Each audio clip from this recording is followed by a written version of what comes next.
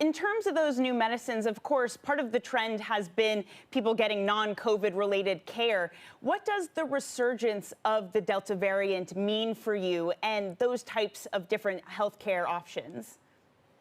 Well, first of all, our portfolio is very resilient. We've seen that from the beginning of the pandemic, and we've never stopped working. In fact, we've delivered medicines to patients every day. We've launched a record number of new medicines, 5 medicines over the last 18 months.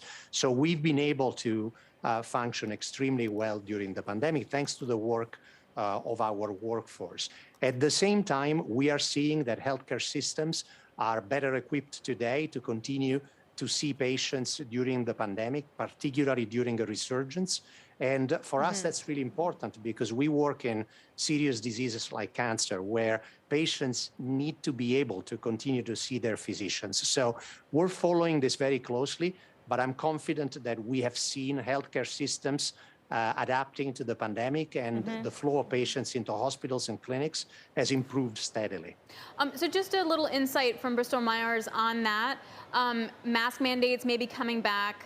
Potentially you could see government workers being forced to be required to be vaccinated or tested. Can you just give me some insight as to what Bristol-Myers is doing in terms of vaccinations and mask wearing?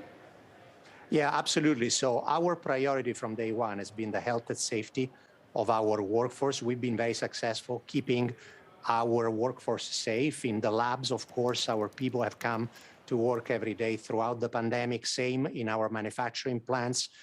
We've been very careful with masks and social distancing, and we are thinking about a broader return of our office-based workforce to the office beginning in September, and we will continue to use all of those measures to be able to keep everybody safe at the same time as we remain productive. Yeah, so, okay, return in September. Has that view changed? Were you hoping for earlier, or do you think that you might actually have to delay that again because we are seeing more cases due to the Delta variant? So that obviously varies by geography, depends on the part of the country. We're seeing, in the part of the world, we're seeing, different trends in different parts of the world. I think what's most important really is to continue to discuss the importance of vaccination, because that is the best strategy to control the potential resurgence of the virus. And we're looking at this every day. It's really difficult to predict what may happen in the future. Right now, we feel comfortable that we have the right measures in place to keep our workforce safe and healthy.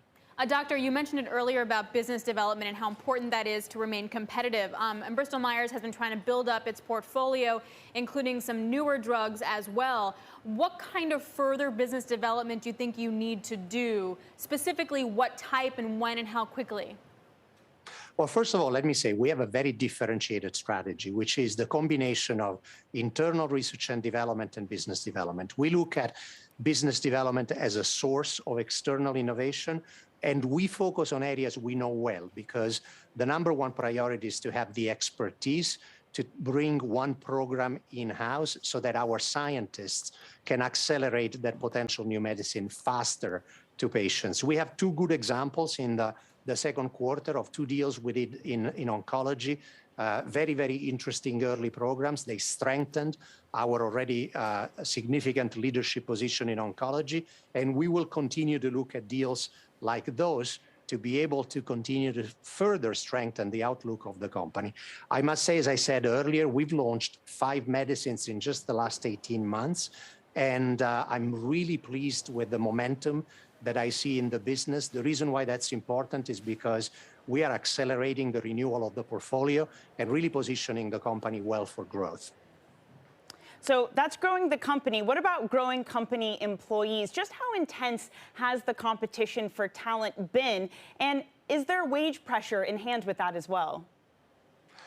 Well, obviously, as our pipeline evolves, we are competing for talent across some of the most exciting areas of science, from cell therapy to protein homeostasis, cardiovascular medicines. And we've been very successful at attracting great people at Bristol-Myers Squibb. In fact, we're continuing to make significant investments across the board in the United States and internationally. The war for talent is, of course, an important one, but given the strength of our pipeline, the quality of the science going on at Bristol-Myers Squibb, we've been very successful attracting talent to the company.